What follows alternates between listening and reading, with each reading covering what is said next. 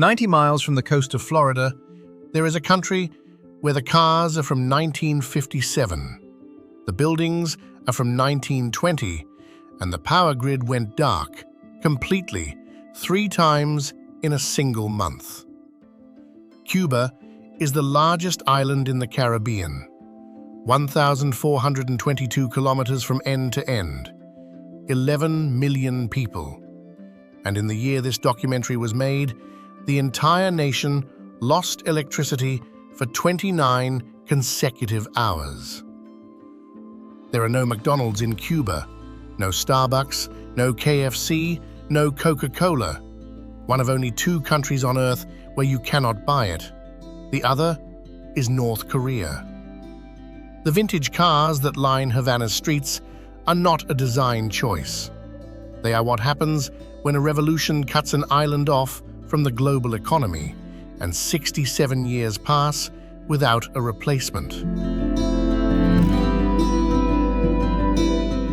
Cuba has more UNESCO World Heritage Sites than any other Caribbean nation, 9.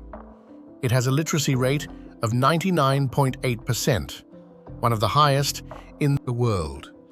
It has more doctors per capita than almost any country on Earth, and it exports them to dozens of nations that have shortages of their own. And yet, 88% of its population lives in what the Cuban Observatory of Human Rights calls extreme poverty. How does a country with one of the most educated populations in the Western Hemisphere end up cooking over wood fires? Because the electricity won't come back on.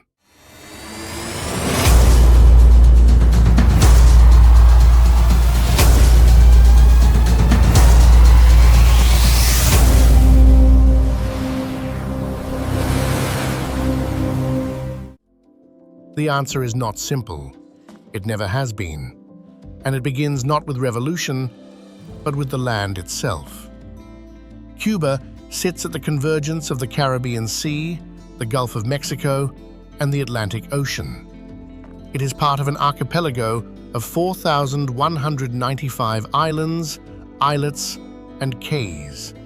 The main island is shaped, depending on who you ask, like a crocodile, or like a key that unlocks the Gulf. And it is old. The earliest evidence of human habitation dates back more than 5,000 years, older than the pyramids of Giza. The Guanahatabe came first, then the Siboney, then the Taino, who migrated north along the Caribbean island chain from South America. They grew maize, tobacco, yucca, and cotton. They called the island Cubanasknan, which may have meant great place. They were farmers, fishermen. They lived in organized communities with complex social structures. They used shell tools and ceremonial daggers called gladiolitos, and they gave the world a word and a habit that would outlast everything else they built: tobacco. The Spanish, when they arrived, called them savages. Christopher Columbus reached the northeastern coast of Cuba on October 28, 1492. He thought it was China. 2 decades later, Diego Velázquez de Cuellar founded Baracoa, Cuba's first European settlement on the island's far eastern tip. Baracoa still stands today, pressed between mountains and sea at the farthest point from Havana, a town so remote that the only road connecting it to the rest of the country was not completed until 1965. Within years of the Spanish arrival, the Taino were dying, not from war alone, but from smallpox, measles, influenza, diseases their bodies had never encountered. By the middle of the 16th century, the indigenous population had been effectively destroyed as a civilization. Encomiendas, systems of forced labor, consumed what remained. The Spanish did not come to Cuba to build, they came to extract. And when the native population could no longer serve that purpose, they brought ships, from Africa.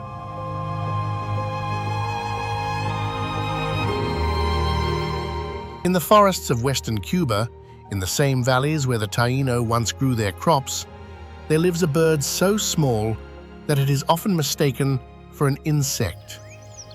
The bee hummingbird is the smallest bird on Earth, 5.5 centimeters from beak to tail. It weighs less than 2 grams, lighter than a coin. Its wings beat 80 times per second, so fast that the human eye cannot track individual strokes. Its nest is no larger than a thimble. Locally, it is called the zunzuncito. Spotting one is considered good luck, but finding one requires patience, silence, and a willingness to look closely at what others overlook, a quality Cuba seems to demand from everything that lives here.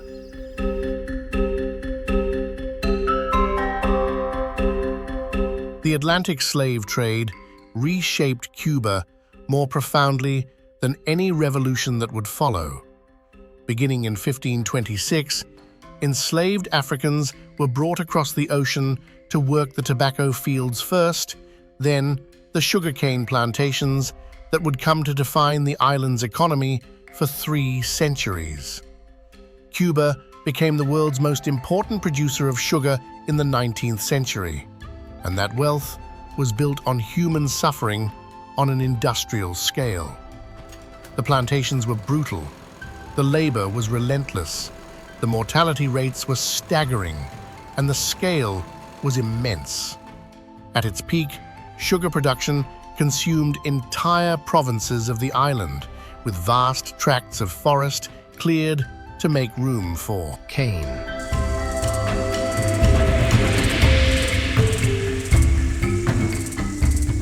But the enslaved did not simply endure. They carried with them spiritual traditions from West Africa, particularly the Yoruba belief system that would merge with Roman Catholicism to create Santeria, a syncretic faith that is practiced across Cuba to this day. La Virgen de la Caridad del Cobre, the Catholic patroness of Cuba, is syncretized with Oshun, the Yoruba goddess of rivers and love. The same figure, 2 names, 2 histories compressed into one. Rituals are held in homes with private altars, offerings are made, dances are performed that carry rhythms from a continent most practitioners have never visited. The religion was suppressed after the revolution, when Cuba declared itself atheist. But Santeria did not disappear. It simply moved further indoors. A survey of practitioners found patterns tied to skin color. Those practicing Palo Mayombe were predominantly darker skinned, while Santeria practitioners skewed lighter. Even spirituality in Cuba carries the architecture of a racial hierarchy that slavery built.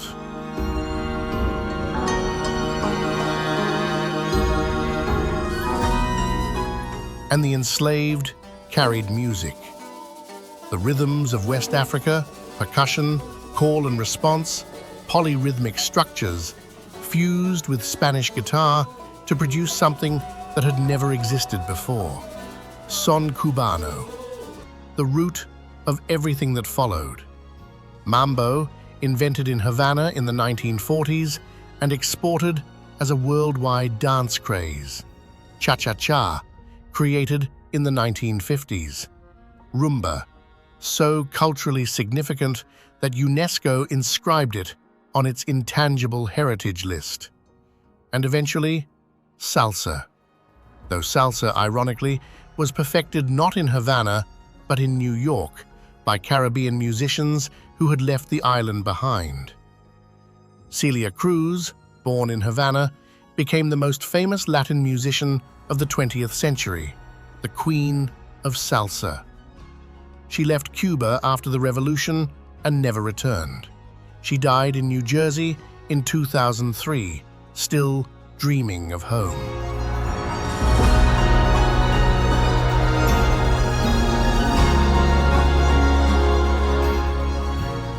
Cuba's national bird is the Cuban trogon. Its feathers carry the exact colors of the Cuban flag: red, white, and blue. But that is not why it became the national symbol. Cubans chose the trogon because of something else entirely. It cannot survive in captivity. Cage it, and it dies. Cubans say the bird represents their own nature, a refusal to be contained. Whether that refusal is a strength or a tragedy depends on which decade you ask about.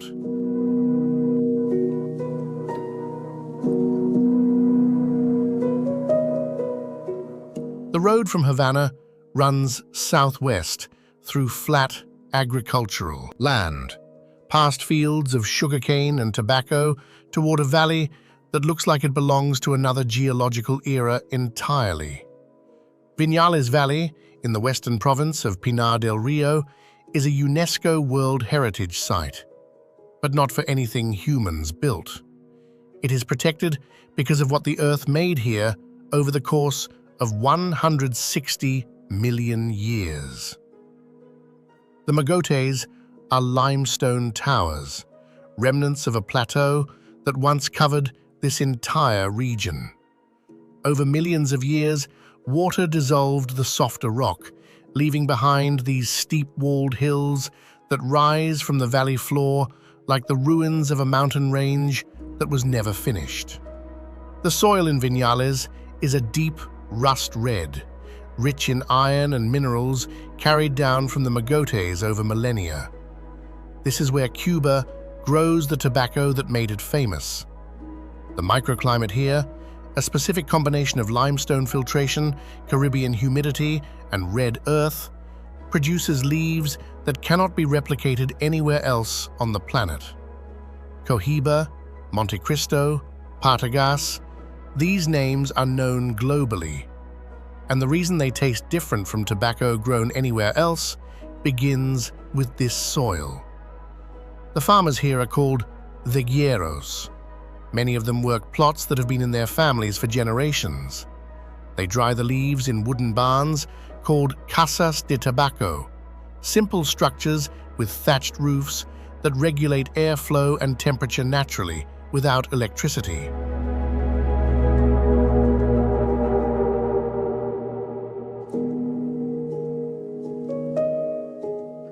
Which is fortunate, because in 2026, electricity is something Cuba can no longer guarantee.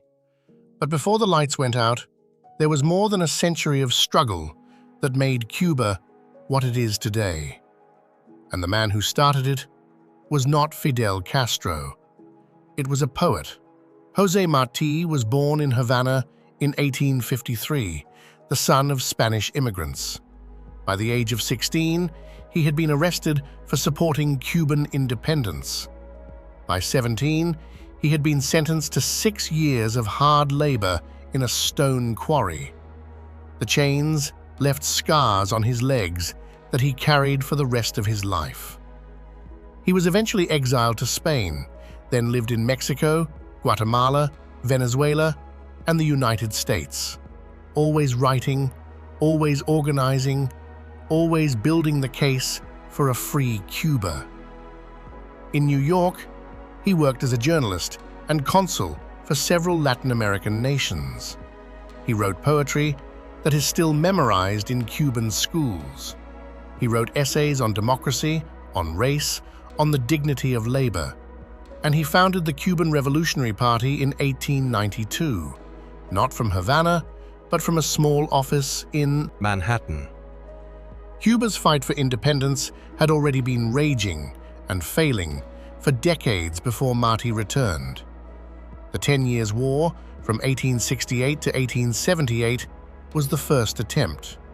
It began when Carlos Manuel de Céspedes, a sugar planter, freed his slaves and urged them to fight alongside him against Spain. Céspedes was killed. The war ended with Spanish promises of reform that were never delivered. 49,000 Cuban guerrillas died. So did 126,000 Spanish soldiers. The Second War, the Little War, lasted barely a year, from 1879 to 1880. It too failed. And it was Martí who understood that the third attempt had to be different. It had to unite all Cubans, black and white, rich and poor, exile and islander, into a single movement. April 19, 1895. José Martí rides into battle at Dos Rios in eastern Cuba. He is 42 years old. He has no military training. He charges toward the Spanish lines on a white horse. He is shot and killed in the first engagement.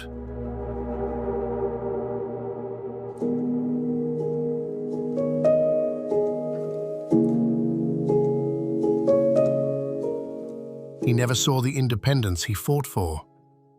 But his words survived. His image is on Cuban currency, in every school, at the airport, in the plaza that bears his name. Fidel Castro claimed Martí's legacy. The exile community claimed it too. Both sides insist that Martí would have agreed with them. Neither can ask him. The war Martí started continued without him. It merged with the Spanish-American War of 1898 after the USS Maine exploded in Havana harbor under circumstances that remain disputed. The United States intervened, Spain was defeated, and Cuba became, in the words of one historian, a colony in all but name, technically independent, practically controlled by American business and American military power.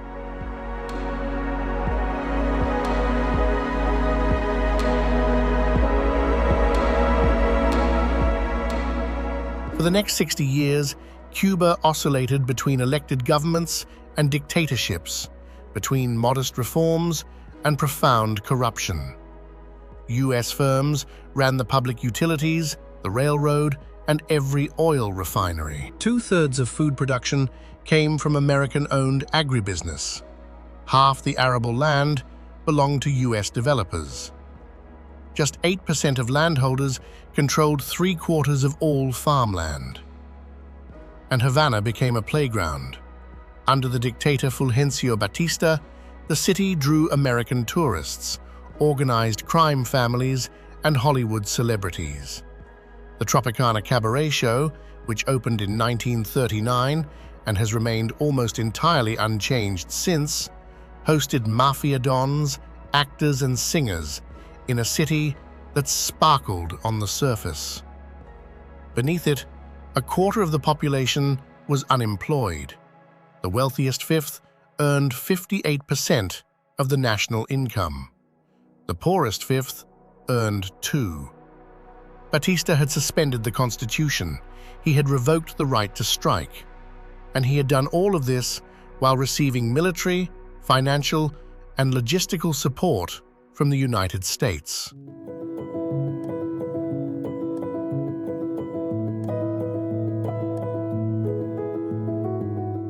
Santiago de Cuba sits on the southeastern coast, closer to Haiti than to Havana. It is Cuba's second largest city, and culturally, it is a different country. If Havana is Spanish and colonial, Santiago is Afro-Cuban and revolutionary. The music is louder, the heat is heavier, and the history is bloodier.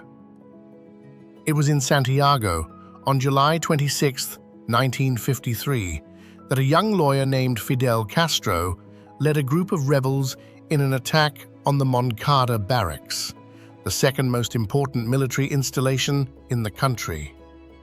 The attack failed catastrophically. Most of the rebels were killed or captured. Castro was sentenced to 15 years in prison. He served 2.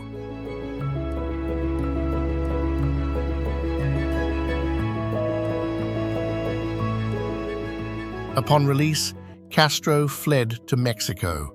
He assembled a small force, trained in guerrilla warfare, and in December 1956 returned to Cuba aboard a leaking yacht called the Granma with 82 men. Batista's forces ambushed them almost immediately. Only a handful survived. They retreated into the Sierra Maestra, the rugged mountain range in eastern Cuba, rising to Pico Turquino at 1,974 meters. The forests were wet, tangled, and nearly impenetrable. At their lowest point, the guerrilla force numbered fewer than 20. It was enough. January 1st, 1959. Batista flees Cuba in the night. Castro marches into Havana. From a balcony in Santiago de Cuba, he announces that the revolution has won. The clocks stopped. Within months, Castro nationalized American-owned businesses, plantations, and refineries. The United States responded with an embargo. Cuba turned to the Soviet Union. The country became socialist, then communist. Political opponents were imprisoned. Independent media was shut down. The Communist Party became the only legal party. Cubans who disagreed were given a choice: silence or exile. More than 1 million left. They went to Miami, to New Jersey, to Spain. They took with them their skills, their savings, their recipes, and their grief. The exile community built new lives and never stopped looking back. Celia Cruz, the greatest salsa singer of her generation, spent 4 decades in the United States, but asked to be buried facing south toward the island she could not return to. For those who stayed, the revolution delivered genuine gains. The literacy campaign of 1961 mobilized 250,000 volunteers, many of them teenagers, some as young as 14, to teach reading and writing in the countryside. They carried lanterns and primers into mountain villages where no school had ever existed. Within a year, Cuba's illiteracy rate dropped from more than 20% to less than 4%. It remains one of the most successful mass education campaigns in history, studied by development organizations to this day. Universal healthcare was established. Every Cuban, from Havana to the most remote village in the Sierra Maestra, had access to a doctor. Infant mortality fell to rates lower than the United States. Life expectancy climbed to match Western Europe. Cuba began training so many doctors that it started exporting them, sending medical brigades to Africa, Latin America, and the Caribbean. At one point, more Cuban doctors were working abroad than from any other nation. But the cost was freedom. Independent newspapers were closed, political opponents were imprisoned, some for decades. The Communist Party became the only legal party. Elections existed, but only one party could field candidates. Homosexuality was criminalized. Gay men were sent to labor camps in the 1960s, a policy Castro himself would later call a great injustice. And over time, even the gains began to erode under the weight of isolation and central planning.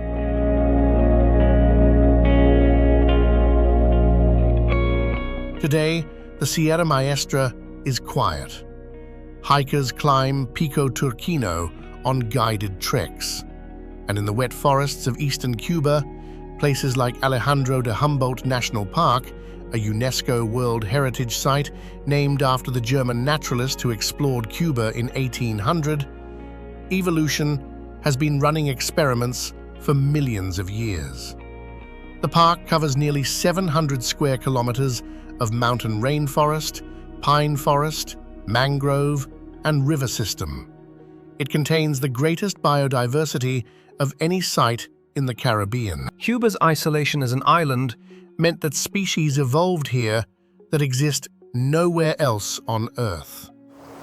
The island has more than 350 bird species, 136 reptiles, 67 amphibians, and over 7,000 plant species, including 100 species of palm tree, 90 of which are found only in Cuba, and an orchid so recently discovered that it was described by science only in the last decade. 28 bird species are endemic. More than half the Caribbean's total bird diversity is found on this one island.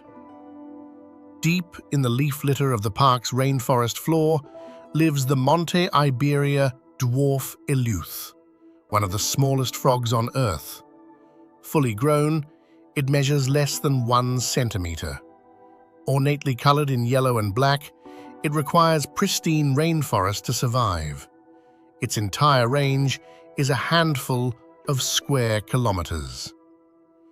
In the same forests, a different creature thrives with far less concern. The Cuban hutia, Desmarestes hutia, is the island's largest native land mammal. A rodent the size of a small dog, weighing up to 6 kilograms, it lives in pairs and has adapted so successfully to Cuban forests that farmers consider it a pest. During the revolution, rebels in the Sierra Maestra ate hutia to survive.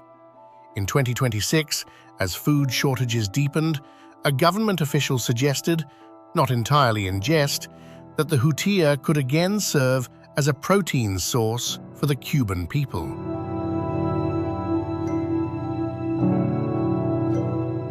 And in the canopy above, the Cuban parakeet, vivid green with flashes of red beneath its wings, calls out in a voice that carries across the forest.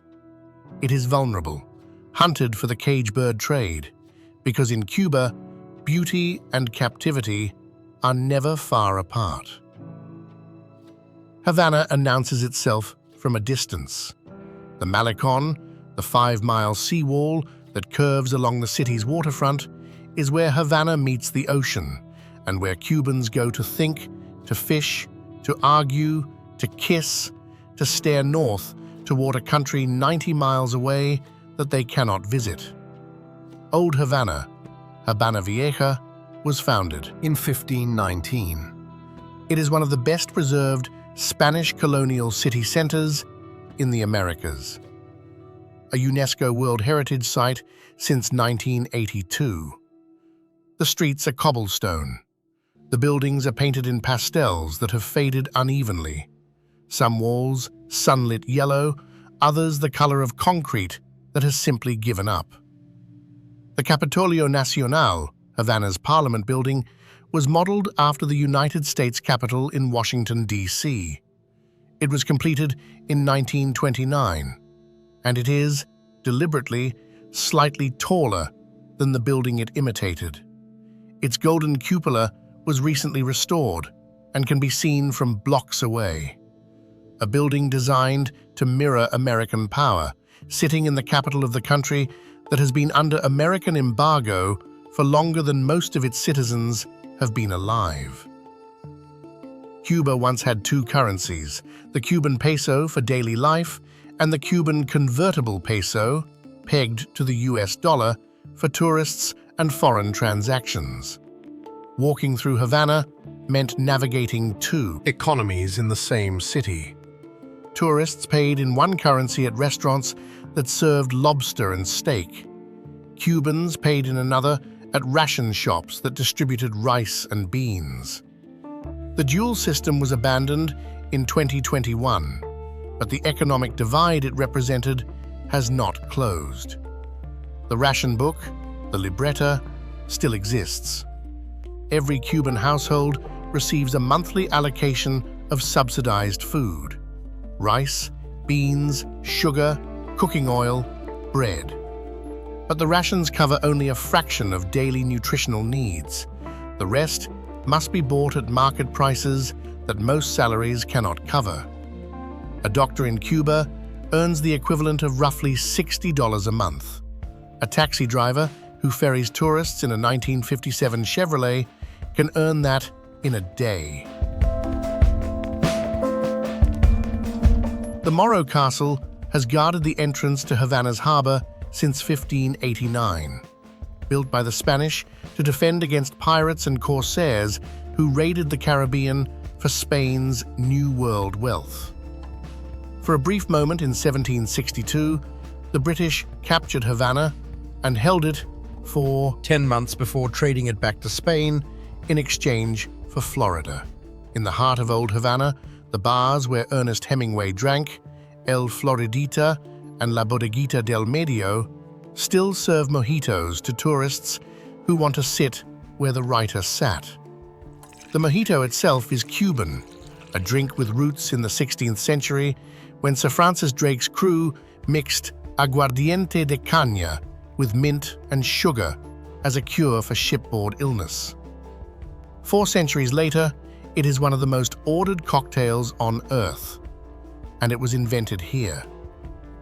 Hemingway lived in Cuba for nearly 2 decades, longer than he lived anywhere else, in a house called Finca Vigia, perched on a hill outside Havana. He wrote The Old Man and the Sea there, a novella set in the waters off Cohima, a fishing village east of the capital, where the fishermen who inspired the story still tell their grandchildren about the quiet American who watched them work. Hemingway left in 1960, a year after the Revolution. A year after the clocks stopped. The Plaza de la Revolución, the 60th largest public square in the world, is where Castro once addressed crowds of more than 1 million people. On the facade of the Ministry of the Interior, a steel outline of Che Guevara's face stares down.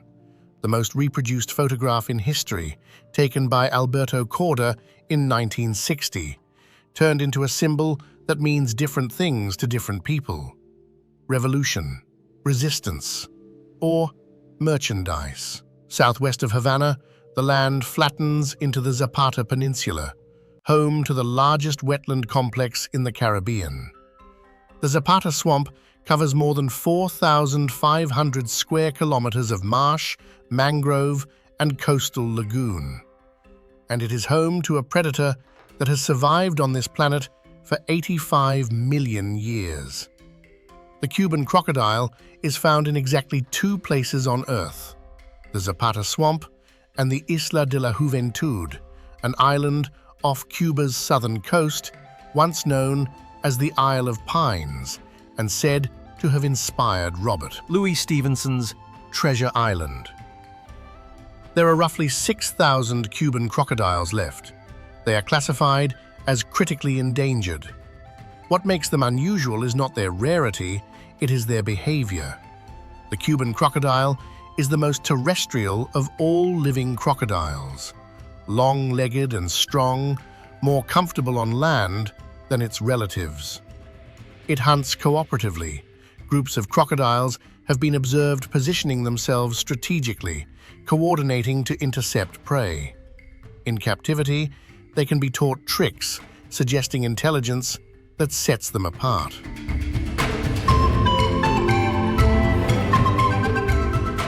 The Zapata Swamp is also home to the Zapata wren, a bird that lives only in the dense shrubs of this one wetland.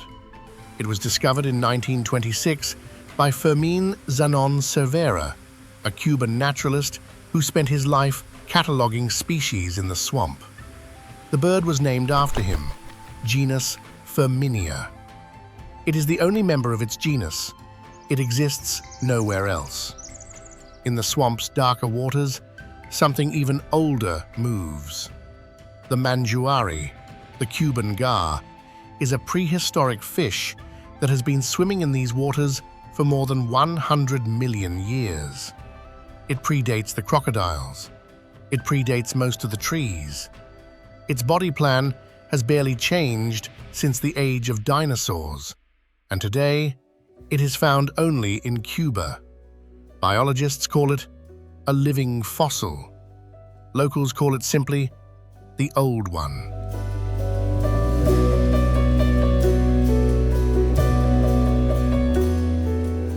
The Zapata Swamp is also the location of Playa Girón, the Bay of Pigs.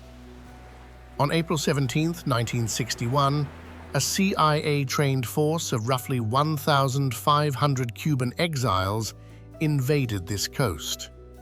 The operation, codenamed by the CIA in a choice that now reads as darkly prophetic, was meant to overthrow Castro's government. Within 3 days, the force was defeated. The failure cemented Castro's power, humiliated the United States, and set the stage for the most dangerous moment of the Cold War.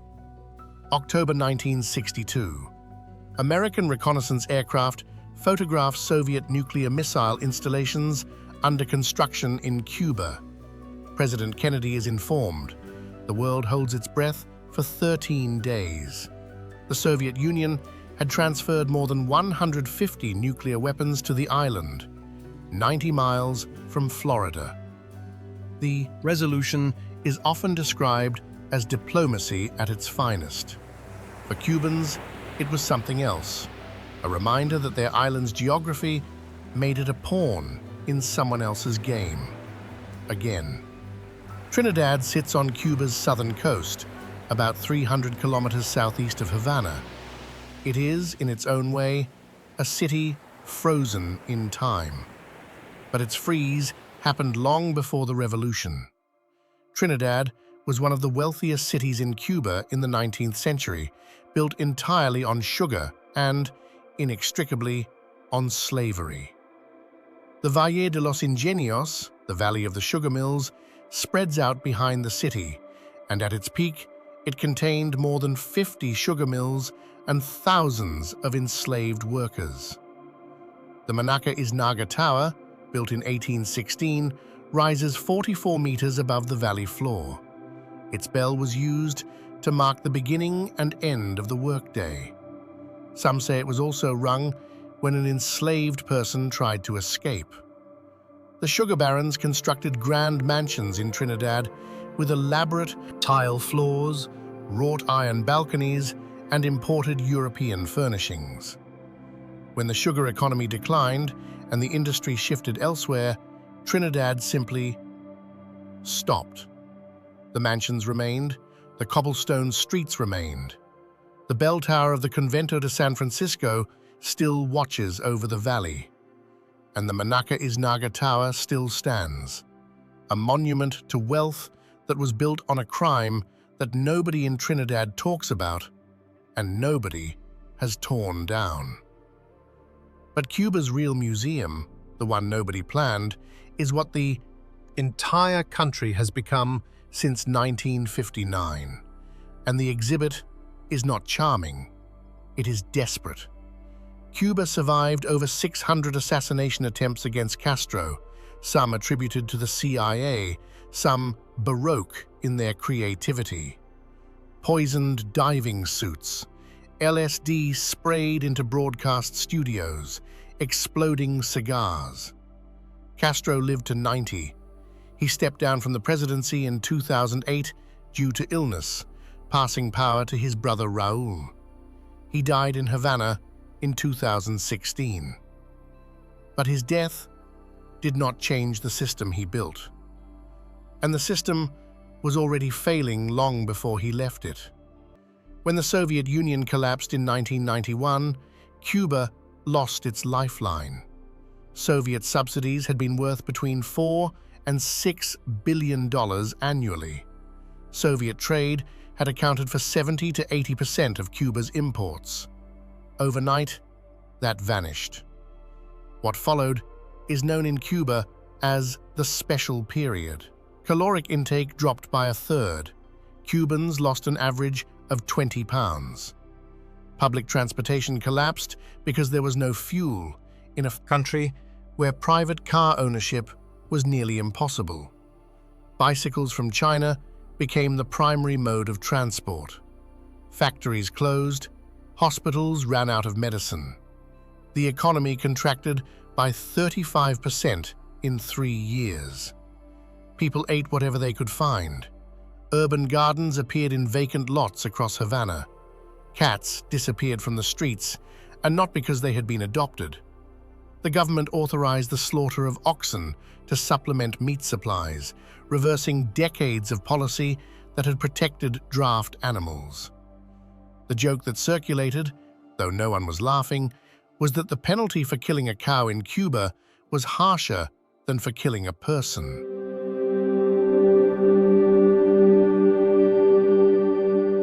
Thousands of Cubans took to the sea on makeshift rafts, balsas, trying to reach Florida. Inner tubes, wooden doors, lashed together barrels, anything that could float.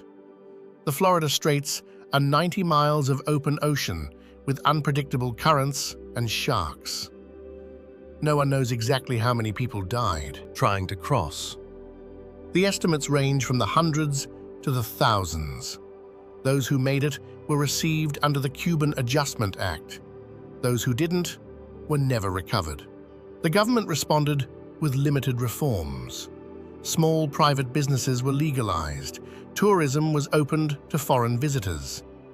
Cuba survived, but it never recovered. The infrastructure that was already aging in 1991 continued to age. The power plants that were already failing continued to fail. And the embargo, in place since 1962, ensured that replacement parts, fuel, and technology remained out of reach. The United States pays Cuba $4,085 per month in rent for the naval base at Guantanamo Bay. Cuba has not cashed a single check since 1959.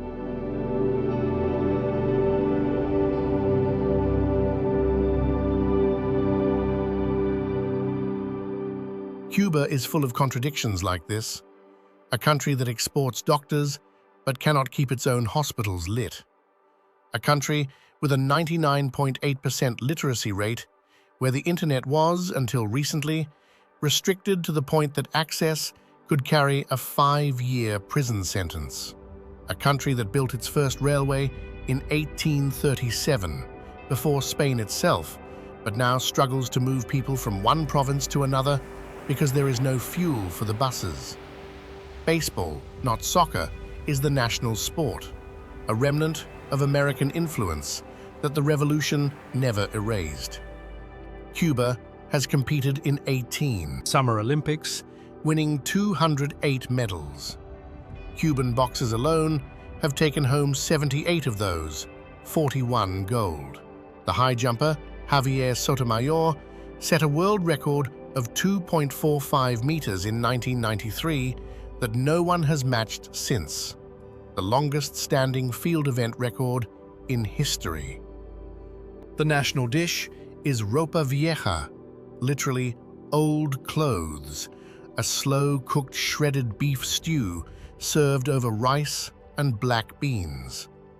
The cuisine blends Spanish, African, French, Arab, and Chinese influences, though traditional Cuban cooking, comida criolla, relies heavily on garlic and onions with few other spices. The result is food that visitors sometimes find simple. Cubans call it honest, and on the sidewalks, men play dominoes for hours. No electricity required, no fuel, just tiles, a table, and neighbors who have known each other for decades. And then came 2024. In February, power outages hit nearly half the country. In March, they came again, and this time, people protested. In October, the Antonio Guterres power plant, Cuba's largest, in the province of Matanzas, went offline. The failure cascaded. 1.64 gigawatts of capacity vanished at peak hours, half the total consumer demand. The entire island went dark. For 4 days, 11 million people had no electricity. No water, because the pumps require electricity, no refrigeration, no communication. Hospitals ran on emergency generators that depended on diesel that was already rationed. In Havana, the government cut internet access and deployed police to clear streets after protesters in the Santos Suarez neighborhood built barricades. In Santiago de Cuba, residents took to the streets despite police formations. In Nicaragua, people surrounded the local government building, chanting, "Abusers." Cuba restored power. Partially, temporarily. Then it happened again. The year is 1959. Fidel Castro stands on a balcony in Santiago de Cuba and announces that the revolution has won. The crowd erupts. The future, for one shining, furious moment, feels limitless. The year is 2026. Cuba's Vice Minister of Energy and Mines announces that the country has gone 3 consecutive months without receiving a single shipment of diesel, fuel oil, gasoline, aviation fuel, or liquefied petroleum gas. In January 2026, the Trump administration cut off Venezuelan oil shipments to Cuba and threatened tariffs against any country that exported oil to the island. Mexico, which had been supplying nearly 44% of Cuba's imports, suspended its shipments. Oil imports dropped to zero for the first time since 2015. The consequences cascaded through every layer of daily life. Airlines suspended flights because Cuba could no longer provide jet fuel. Passengers arriving on the island were told their planes would need to refuel at an alternate stop elsewhere in the Caribbean before returning. The annual Festival del Habano, Cuba's cigar festival, was cancelled. Garbage trucks ran out of fuel. Refuse piled up in the streets of Havana, drawing flies and disease in the tropical heat. The Nico Lopez refinery caught fire. Hospitals limited admissions and postponed surgeries because generators depended on diesel that no longer existed. On February 3rd, Cuba recorded its lowest temperature ever, 0 degrees Celsius in Matanzas province, while parts of the eastern provinces suffered a total blackout. People burned wood to stay warm in a country that had not needed to burn wood in living memory. The United Nations Secretary General said he was extremely concerned. Human Rights Watch warned that essential services were being pushed to the limit. Costa Rica closed its embassy, and from Washington, the message was clear: make a deal, or this continues. On March 4th, the grid collapsed again. Millions in western Cuba lost power.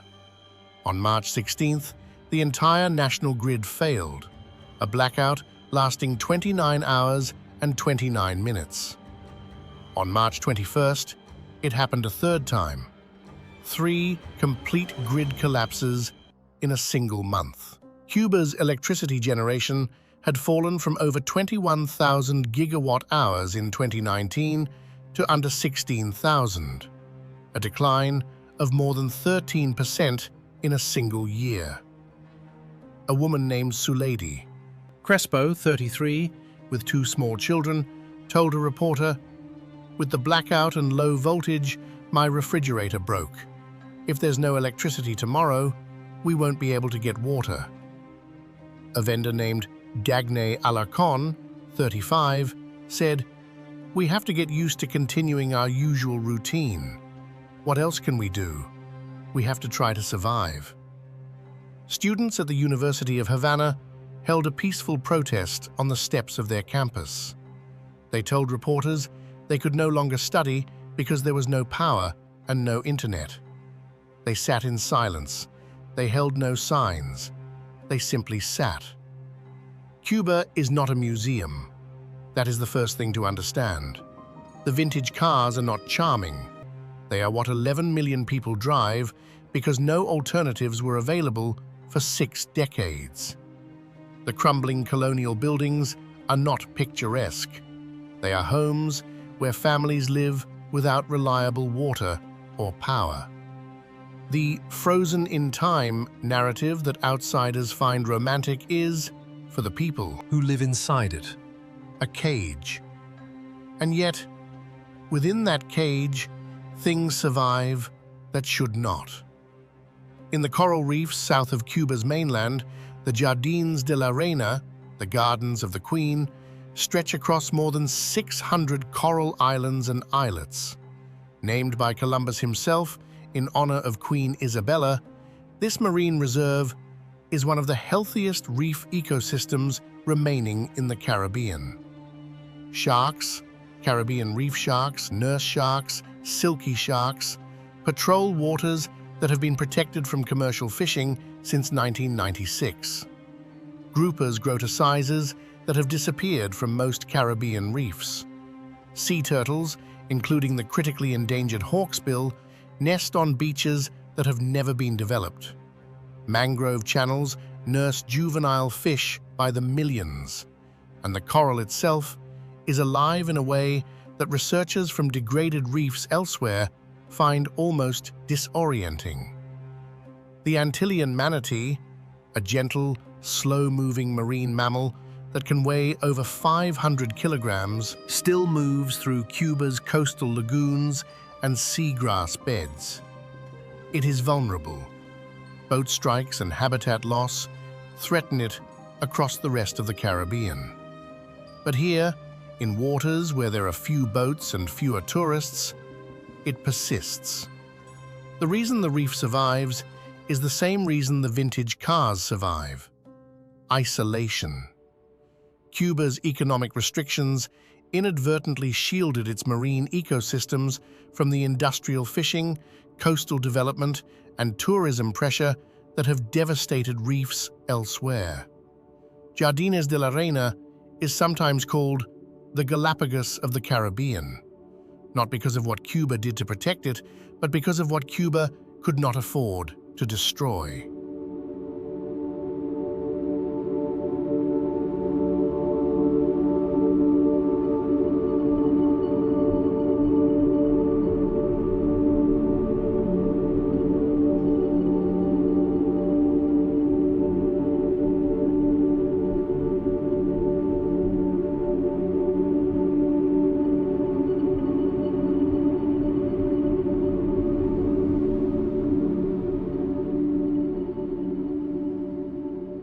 Varadero on the northern coast is the Cuba that tourists see. Long white beaches, all-inclusive resorts, rum drinks by the pool. It is real. It is also irrelevant to the lives of most Cubans who cannot afford to visit their own resort towns. Cuba banned Christmas as a national holiday in 1969. Castro declared the country atheist, and the holiday was eliminated because, officially, it interfered with sugar production. For 30 years, Cubans lived through what they now call Las Navidades Silenciadas, the silent Christmases. The ban was lifted in 1997, shortly before Pope John Paul II visited the island. On New Year's Eve, many Cubans still burn life-sized rag dolls, monigotes, at the stroke of midnight. They throw buckets of water into the street to sweep away bad fortune. And some walk around the block carrying a suitcase, hoping it will summon travel and adventure in the year ahead. A suitcase carried around the block, in a country where most people cannot leave. Cuba's government says it is building for the future.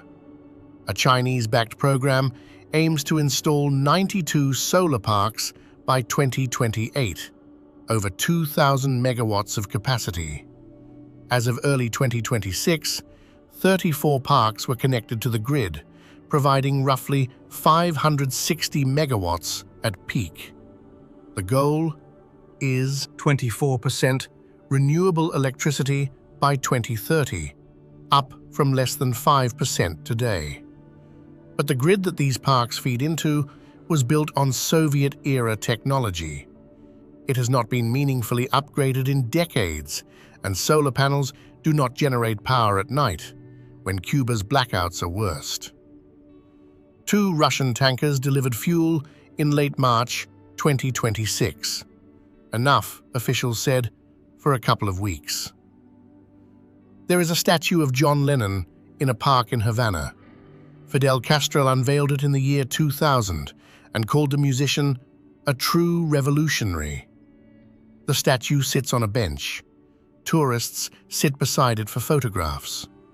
For years, someone kept stealing the statue's glasses, so the government appointed a full-time attendant, a man whose job is to place the glasses on the statue's face when visitors arrive and remove them when they leave. A man employed by the state to put glasses on a statue of a man who sang, "Imagine no possessions." But Cuba is not a punchline, and its People are not exhibits.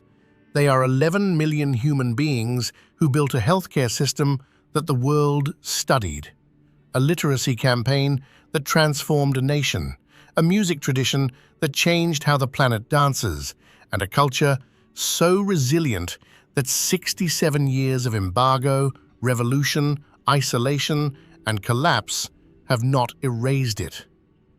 The Palomita Pictus shell is beautiful because it had millions of years to evolve without interference. The Cuban crocodile hunts cooperatively because isolation forced intelligence. The bee hummingbird, the smallest bird on Earth, wings beating 80 times per second, survives not despite its size, but because of it. It found a niche so small that nothing else could compete. Cuba found its niche too, but niches have limits. And the question that hangs over this island now, in 2026, in the dark, with the water pumps silent and the hospitals on generator power, is whether the thing that preserved Cuba is the same thing that is. Finally breaking it.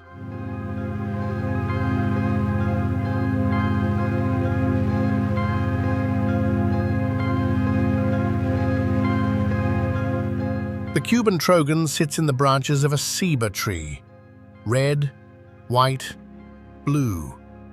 It does not sing for an audience, it does not perform. It simply exists. In a forest, on an island, in a country that the world talks about, but rarely listens to. Cage it, and it dies.